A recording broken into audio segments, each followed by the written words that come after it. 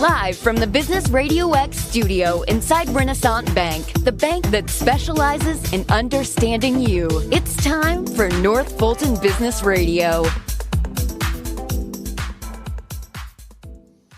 Hello, everyone. Welcome to another edition of North Fulton Business Radio. I'm John Ray, and folks, we're going to have a great show today. Shane Jackson is with us. He is the author of the newly released book, This is the Thing, about joy, about life joy and owning your purpose. I'll get that right here before this show's over.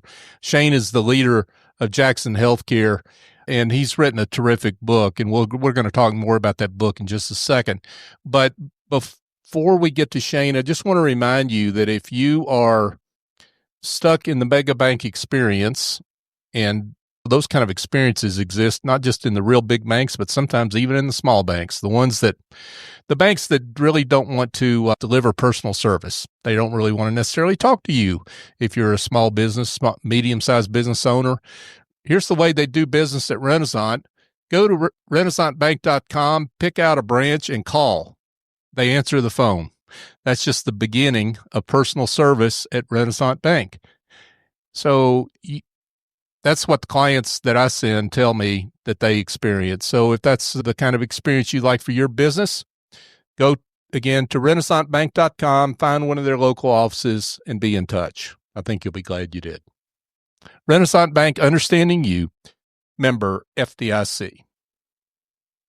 And again, now I want to welcome Shane Jackson. Shane, again, he is the author of This is the Thing, about life, joy, and owning your purpose. Shane, welcome. Thank you. Great to be here. Good to see you again, John. Yeah, it's great to see you. Let's give a quick introduction, though, for those, handful of people that don't know about Jackson Healthcare and the work you're doing there. Let's give a nod to that work. Yeah, thank you. Jackson Healthcare, we're celebrating our 25th anniversary this year. Wow. Started the company in 2000. So that's pretty exciting. And we're in the healthcare workforce business. Mm-hmm. So we make sure that patients have access to a provider, medical provider, clinician, wherever and whenever they need it.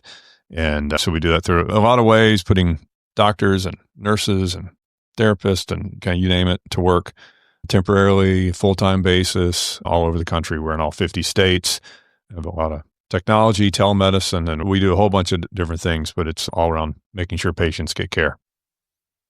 Yeah, and we were just talking before we came on the air, just a shout out to the work you did during the pandemic. We talked at that time, and some great stories out of that. That didn't mean it was easy to live through. You and your team did a yeoman's job. Thank you. I appreciate you bringing that up. And yeah, we were chatting beforehand that the other time I've been on your show was almost exactly 5 years ago. It was in May of 2020. And I think we were originally scheduled to talk about my first book. And then we were like, hey, there's this global pandemic. Maybe we should talk about that. And that was an incredibly challenging period. And it was funny. I was actually speaking with someone who works in the state of Georgia government in their Department of Human Services, and just recently that we worked with very closely during that period. And it was incredibly challenging, but I told him, and he echoed the same thing. It's the work that we did, especially here in the state of Georgia, is maybe the thing I'm most proud of in my career professionally. Yeah. It was just what our team was able to do to make sure that patients across the state had access to care, and especially access to nursing, which was an incredible challenge during that time. I'm just very proud of it. And I will say, and this is not just bragging on me, it's bragging on the tremendous work that our team and that the people at the state did during COVID. Georgia did it better than any other state. And we worked in every state during COVID and saw the way it was done. Georgia did it better than any state. And we were just so proud to be a part of it. Yeah. That is true. And the numbers bear that out. I think the experience bears that out. So I don't think that's a matter of opinion. It's a fact. Absolutely. Yeah. So thanks for that. So let's talk about your book. This is the Thing. Why this book? Why now? That's a question I asked myself for a while before writing it. Does this book need to exist? Because the book is about purpose, understanding your purpose. And it's not like no one has ever written anything on that topic before. And so for several years, I would talk to people about some of my kind of views and ideas on this topic. And they would say, oh man, you need to write this as a book. And I'm like, I don't know. But it really came down to a moment when I do a lot of public speaking, get to speak all over the country. And for the last few years, I've done a lot of speaking on the topic of my first book, which is about culture and about leadership and how leaders can be intentional about creating culture. That when you think about culture as a leader and the type of culture that you want to create, it inevitably leads you to some pretty deep questions about what the result of your leadership, what you want that to be, and what are the values that are important to you? What are those principles that you really live by? It gets you to these deep questions. And as I would speak across the country, I lead people there. Hey, you ought to go think about this. But then I started getting questions about what is that for you? And what I found was that people were much more engaged on that question, that type of question. What do I want my life to be? And if I'm a leader, what do I want that to be? And that while we were all thinking about it, like nobody talks about that. And while there's a lot that has been written, I had this moment. I was on stage in front of hundreds of people, and somebody asked me this very personal question about my purpose in life. And I remember standing there thinking, do I want to answer this question? I'm not sure I want to say that in front of 500 people. And I did. And the line of people wanting to talk to me afterwards is unlike anything I'd ever experienced. And I just got convinced that maybe there was a little bit of a unique way that I could have of talking about this, not from a research and scientific standpoint, but very personally. And there's very little in this book that I created. It's just simply a reflection of the lessons that I've learned being exposed to some very wise people and wise teaching across my life.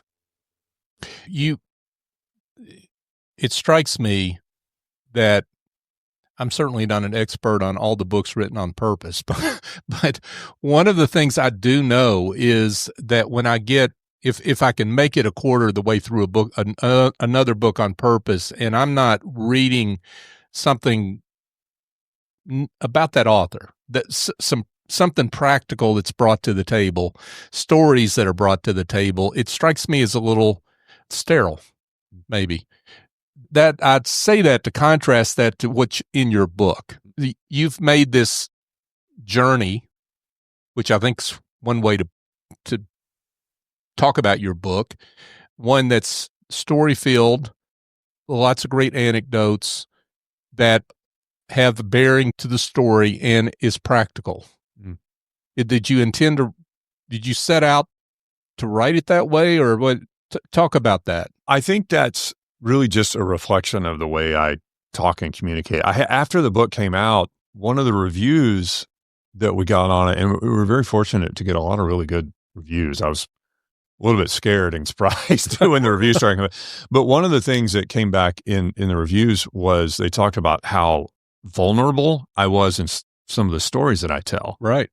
And I remember reading that, and I was like, was I really? I didn't even realize it. And I think I was. I do tell a lot of stories when I speak, when I communicate. And I think because this book is so much a reflection of my personal journey and the learnings that I've had, I do tell a lot of stories and anecdotes from my life, and then really from a lot of other people that I've been able to encounter through my life. And a lot of that, and I like use the word practical. That's important to me, because one of the things that I've learned just over the last few years in starting to encounter with people or engage with people on this topic is that I think people shy away from some of these big questions about why am I here? What's my purpose? That sort of thing. I think they shy away for two reasons primarily. One is they say, those questions can't be answered. I can't, why am I here? I don't know. Whatever. What's the purpose of my life? It's just too big to be answered. And what's the point? The second is they say, okay, even if I could answer it, I don't have time for things like purpose. Like it fails the reality test. I have to go to work. I got to get my kids to soccer practice. I got to get dinner on the table. Like, I don't have time to change the world. And so one of the things that I really wanted to do with this book is to attack those two issues of saying, first of all, this does not have to be this esoteric, ununderstandable idea. These are things that you can actually understand. And much more than that, these are things that you can apply to your life in a very practical way, regardless of what stage of life you're in, regardless of how busy you are. And we're all busy, right? Yeah. But we can actually apply these things in practical ways, and it grows from there. Do you think we've got too exalted a definition of purpose? I mean, that we think it's something that we have to have while we're meditating on the peak of Mount Carmel or something like that, as opposed to maybe this will help explain why you're going to soccer practice. Yeah, I think you're exactly right. And meditating on the top of Mount Carmel sounds pretty good. I would be into that, but I don't think it's necessary. And one of the distinctions I make in the book is the difference between answering the question of why are we here, like why does humanity exist, and the question of why am I here. I think it's interesting and helpful to think about the first question of why are we here? Why is life here? And if you can form an opinion on that, that can be very helpful to you. But it's actually not necessary. It's interesting, but it's not something that you really have to do. The second question of why am I here? It's not only necessary, it's required. This idea of purpose, it's simply the result that you want to have from all the decisions you make in life. It's how you want to experience life. Every choice you make, everything you do, you have a desired outcome from it. Yeah. And you don't get a choice. You have to make that choice. If you're going to do anything, you get up in the morning and you just have to decide how you're going to spend your time and energy. That's what it means to be alive. And the outcome of those actions is your purpose for those actions. And thinking about this from a bigger perspective, it's all the stuff that you do in life. What's the outcome you want from that? That's your purpose. It's actually that simple. And so why am I here? It's really the answer to that question is what's the experience that I want to have in my life? That's why I'm here. And you have to answer that question. And while I'd love to meditate on the top of a mountain about the meaning of all life, I don't actually have to do that. I just kind of have to think about my life. I love that. Shane Jackson is with us, folks. He's the author of This Is the Thing About Life, Joy, and Owning Your Purpose. Shane, how did your own answers to that question, why am I here, change or morph as you wrote the book? So I think my answers to that question have changed, not necessarily just as I wrote the book, but throughout my life. And one of the things, I have a chapter in the book called About Seasons. And one of the things I try to encourage the readers in that chapter and really throughout the whole book is to embrace the fact that the answers to these questions are going to change over time. And actually, if you don't embrace the fact that they change, you can really get stuck in some things in your life that are just not meaningful and fulfilling anymore. And we feel like this, why am I here? This purpose of my life is like this static thing that's just set for us and whatever. No, the answer, like, how do I want to experience my life? What are the things I'm passionate about?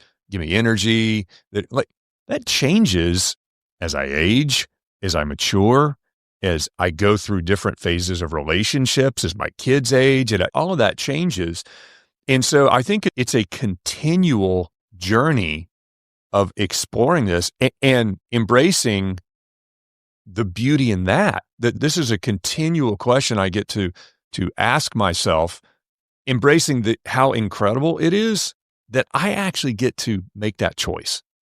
And I had a conversation, actually, a lady came up to me at a book signing that I did, and she was going into a stage of being an empty nester and thinking about re-entering the workforce and all. She was just like stressed out about it, which is understandable. She's like, what do I do? I was like, start by realizing how like amazing it is that you're in a position to be able to purposely make choices about how you spend your time, which frankly, for a lot of the world, they have less of that.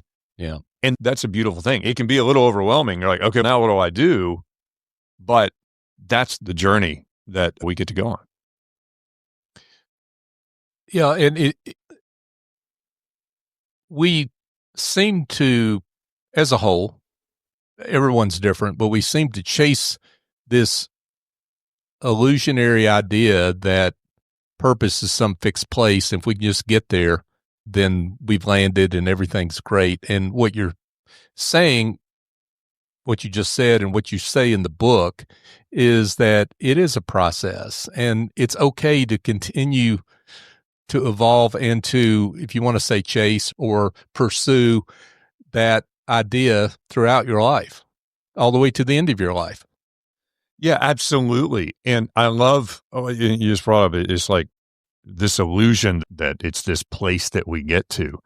One of the things I talk about in the book is that if you ask someone who is very successful, right, who has made it to the top of the proverbial ladder, right, and you ask someone, what is it, what's there, what's that like to be at the top of the ladder? What they'll tell you is there's just more rungs. There is no top of the ladder. You never just reach that point and then you're done. There's always something else. One of the things we're talking about in the book is when you ask people, like, what do you want from out of life? Like, typically we don't know exactly, but most people will at some point go, say, well, I just want to be happy. Okay. What is that exactly? And it's in the title of the book, but I like to talk about the idea of joy instead of happiness. And one of the reasons is because happiness has this sense of conditionality to it. Most of the time when we talk about happiness in our life, it's if I had this, I would be happy. If I lived there, I would be happy. If I had this job, I would be happy. And happiness is if it's external to us and it's something which is really a falsehood. And instead, embracing joy, which is something very different. But again, like going back to this idea of it's a journey, if you set your sights on, if I can get to this place, I'll be happy, that I will have fulfilled my purpose. The problem is we all know this and we've experienced it, is that like the week after we get the promotion or we buy the new car or we finish the race or whatever it is, we've had that feeling of, now what? This doesn't feel like I thought. That void that I had is like still there. Maybe it was gone for a minute, but now I still feel it. And so what next? And so instead of thinking like my happiness, my purpose is around accomplishing this thing, doing this thing, buying this thing, realizing that it's something that is continual along your journey of life. I want to talk about legacy. That's a word that scares people probably more than purpose, right? You talk about legacy. Speaking of stories, you talk about your family in the book as it relates to legacy. Give us a high level view on how you address that story and the lessons on legacy you have taken from your own family's journey. I love this idea of legacy, and I think it needs to be understood in a proper way, though, because it can become something that you chase in life that is false. And here's what I mean by this. A lot of people, and I think you have primarily an audience, I think, of business people, and I think we are especially guilty of this, that you're saying, like, what do you want out of life? I'm really trying to build a legacy, meaning I'm trying to live in a way, do things where people remember me when I'm gone.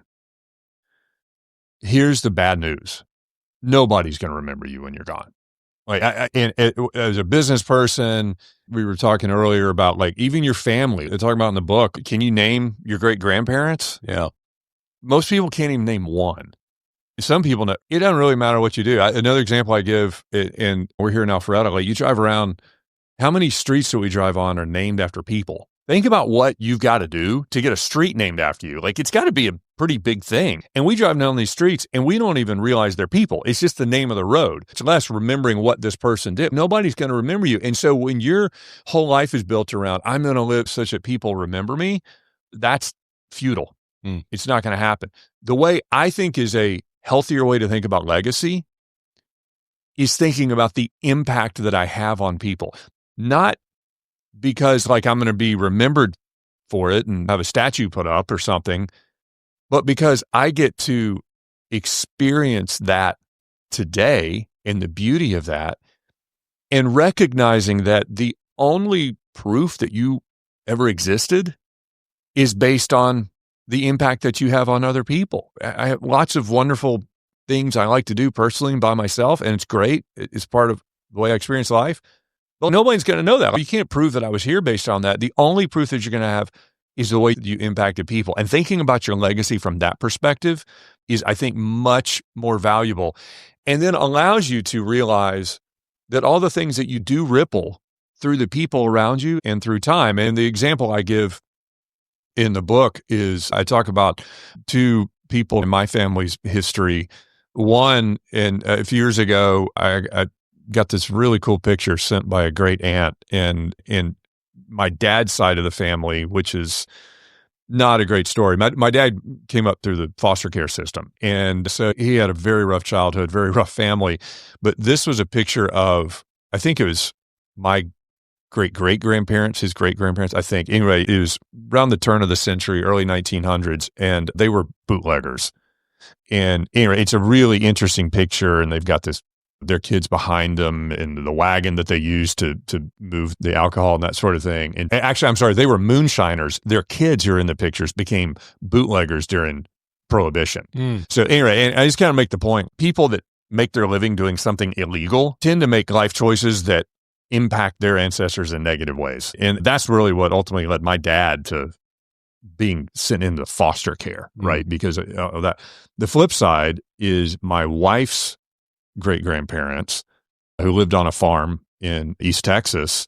And this guy had a bunch of daughters. He had no sons. And so translation mean nobody that was going to be able to run the farm for him. And so he did something amazing for the early 1900s. He made sure all of his daughters got high school education. And one of them went on to become a teacher.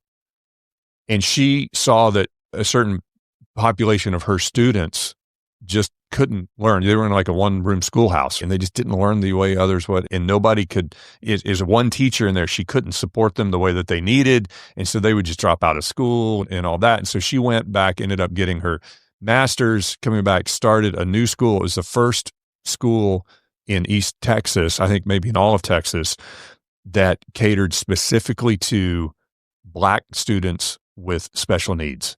Wow.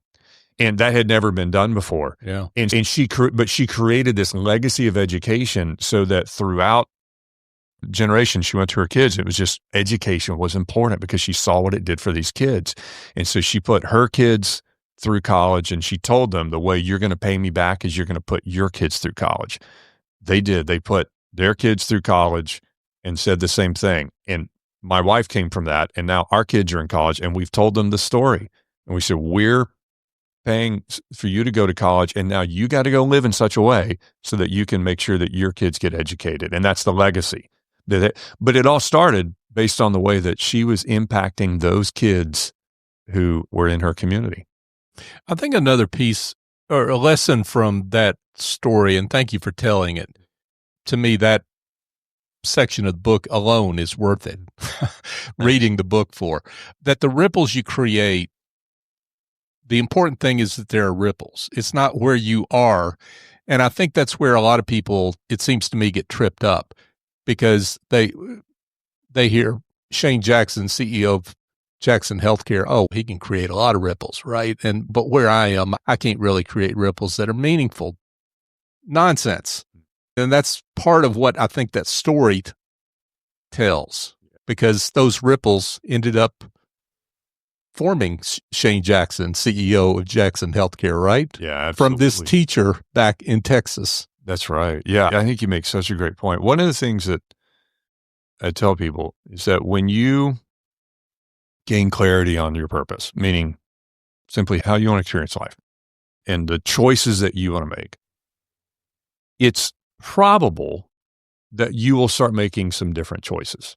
And you say, I'm doing some things that are just not meaningful. They don't align with my purpose, and I'm going to make some different choices. Like, that's probably going to happen. But let me tell you something that I know for certain will happen is that you will start seeing the purpose in the choices that you've already made. Because when you decide, hey, I want to live in such a way that I impact people in a certain way, and I want to do that, all of a sudden you look around and you go, I'm surrounded already by people I can impact, and I can relate to them differently, and I have all these encounters, and I can see that in a different way, and I can do things differently. I tell people, regardless of what you're in, but especially if you're in business and you're in leadership, the amount of influence you have on your team and on the people you're is tremendous. They have put so much trust in your hands. What are you going to do? And you may go, now I think I really want to do something different. Okay, great. But still, where you are, you've got an opportunity to make an impact, to lead to an experience of life for you that's very fulfilling. That's a much healthier way to look at that place, it seems to me, than crafting it, framing it as an obligation. Don't you think? Because that's the way it's framed a lot of times. Yeah. As leaders, we have an obligation, and yes, we do. However, framing it the way you just said, it seems like a much more inviting way to lean into it. Yeah, I think so. And I'd have to think about whether or not you have an obligation. Yeah, I guess so. There's a bargain that happens between a leader and someone that's following, and you do have an obligation to do what's best for them. But I just look at it. One of the questions, and I've done this for years, I love asking leaders, is, hey, 10 years from now, I go and I interview the people who are working for you now, who are choosing to follow you. And I ask them, hey, what did you get out of working for John? What do you want them to say? And you know what I've never had anyone tell me? I want 10 years from now, I want them to say, yeah, I got a paycheck. No, everyone that answers that question, they're like, I really want them to say, I really learned a lot from him, and I became a better business person, and I became a better, that's what you want. And so if that's the experience you have, that's the impact that you want to have, what are you doing today on that? And it's more than obligation. I see it as an opportunity. And frankly, one that if you don't seize, you'll regret. What a wasted opportunity. I had this moment in life where I had this great influence on people I was leading, and I did nothing with it. Yeah. Shane, your company, the idea of community has been extraordinarily important. Let's talk about the idea of community when it comes to discovering and living out purpose, because that's a piece of what you address in your book. Yeah, absolutely. And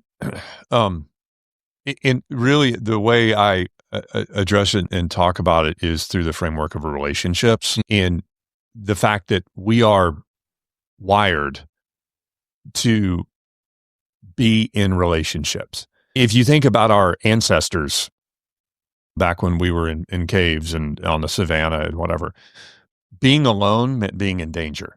If I'm by myself, there are things out there that I can't defend myself from. Even at a basic level, like I needed relationships with people I trusted to protect me when I was asleep, to protect me when I was hurt, or provide for me when I was sick. Like our bodies just know that being alone is dangerous. It's why, even in more recent psychological studies, it's why we start to develop anxiety when we feel lonely. And there's just an epidemic of loneliness in our society today.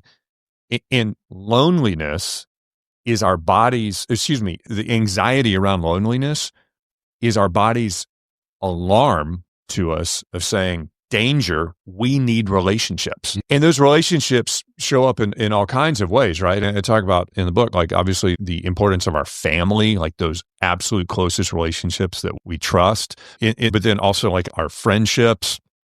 And I think, I won't go on this tangent, but I think especially for professional men, I know in my life, those are ones that we sometimes neglect that are incredibly important. But also even there's some really great research around the importance of your network, which you think of networking is like kind of this business thing that you do. Right. But there's actually great value in having an extended network that you can tap when you come across problems that are novel to you.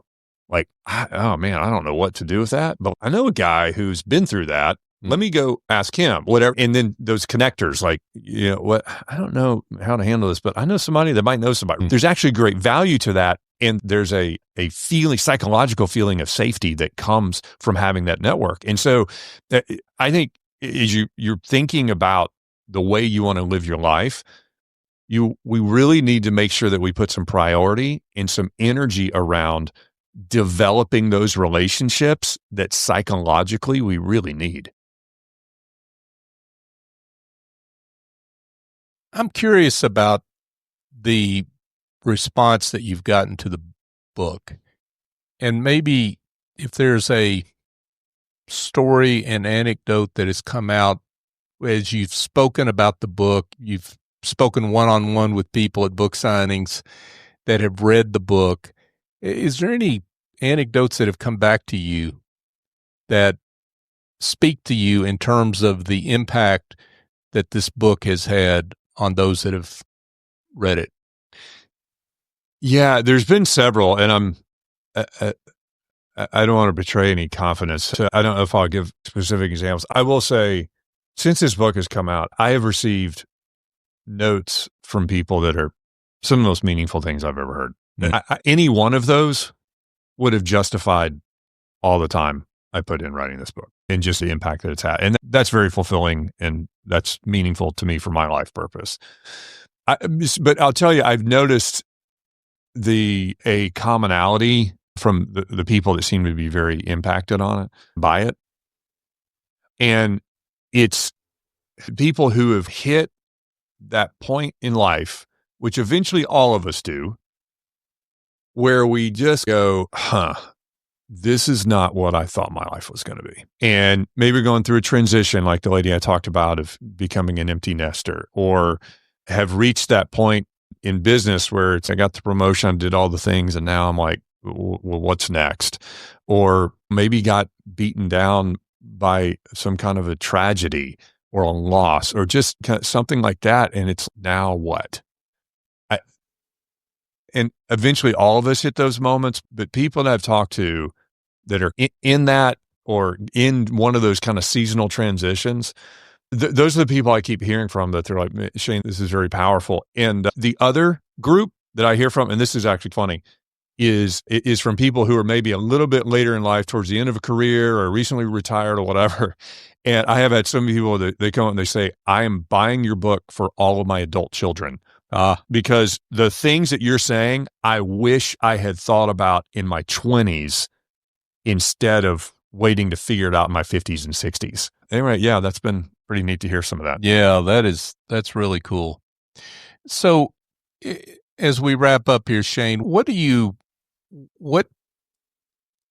daily changes should folks that read your book make in their lives? I don't want to get too tactical. Yeah. That all you've got to do is download the latest app and everything will be fine. But you've got some thoughts in your book about habits and daily intentions. Since you're an intention specialist, I didn't get to that. But what should those be for us? One of the things, and this is in, I think, the second to last chapter, when they're creating your plan, because it's different for everybody. Right? What you want to experience is different than me. The stuff going on in your life is different than me, and it's different over time, right? Yeah, kind of make a joke about how somebody decides, okay, I'm going to get out and I'm going to work out every morning. And I had this happen at one point, and I work out a lot, but I decided I'm going to do this new plan. I'm going to be up early. I'm going to do it. And then one of my sons, his basketball team had practices at 6:00 in the morning. I'm not waking up to work out at 4 and then so that whole thing went out out the window. It's okay. And so one of the things I love giving people, that just to kind of make this very practical, and it's a concept I call a pebble in your shoe. So if you've ever been walking and you get a pebble in your shoe, like you can keep walking, but you can't ignore it. You know it's there. And so these are little things I like putting in my life, and it's different for everybody, but it's just, okay, when this happens, it's going to just spark a thought. And it's going to force me to ask a question like, do I want to do this, what I'm doing right now, or do I want to do something else? And so one of the examples I give, one of the pebbles I have in my life is, if you watch Netflix, when that little red N comes up and it goes, dun dun, that, like when you say, right, it's just a pebble for me. And every time I see it, I think, do I really want to watch Netflix, or do I want to go read a book? Because for me, reading it's just, I get a lot of joy out of it, but it's how I expand my knowledge and all that sort of thing. And so am I just sitting down to watch Netflix just because? And is this actually leading to the experience of life I want to have? And sometimes the answer is, yeah, I'm tired. I just want to watch a series and binge something. Okay, that's fine. But I can't tell you how often that little pebble comes up. I'm like, I can't ignore it. I'm like, this is stupid. I don't even care about. I don't even like this show. I'm going to go read. And so just finding things like that's just super simple, practical. And it doesn't have to be go change the world. Just change one little habit and let it snowball from there. Yeah, I love that, because just a pebble in your shoe, you don't have to have an app for that. That's right. If you plant it in your head, it will remind you. Exactly. That's such a great example. Shane Jackson, folks. Shane is the author of This Is the Thing About Life, Joy, and Owning Your Purpose. It's a fantastic book, and I encourage you to get it. I assume where all fine books are sold. So you're from the online retailers all the way to your friendly neighborhood bookstore. You can find the book. Shane, for those that would like to know more about you and the book, where can they find out more information? The easiest thing is go to shanejackson.com. That's pretty easy to remember. And a lot of my content, so I put out a lot of content for different publications and that sort of thing, and have a monthly newsletter that goes out. And so you can follow me there and see everything that's going on. Terrific. Thank you for writing this book. Thank you for coming in to talk about it. We appreciate you. Yeah, thank you, John. Hey, folks, just a couple of quick things before we let you go for today. If you're a expertise provider, if you're selling what's between your ears, and the problem you've got is that what's between your ears, that expertise is getting mixed up with mindsets that hold your business back, I've got a book for you. It's my book. It's called The Generosity Mindset, A Journey to Business Success by Raising Your Confidence, Value, and Prices. And the big, hairy, audacious idea in this book is your clients see more value in you than you see yourself. And that will change everything in your business, and that's what this book is all about. Go to thegenerositymindset.com to learn more and to learn where to buy the book, which is also where all books are sold. Also, I just want to thank you. If you're listening to the show, I want to thank you because you have supported us now for almost 9 years.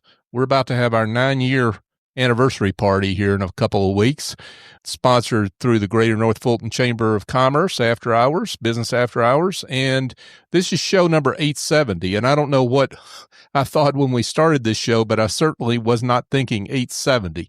And we've only gotten this far because of you supporting us in the way you have and sharing the show, and you like us on social media and you send us guests, and we couldn't do it without you. You help us to live into our mission to be the voice of business in the North Fulton region and beyond, and I'm grateful for you. Thank you. So for my guest, Shane Jackson, I'm John Ray. Join us next time on North Fulton Business Radio.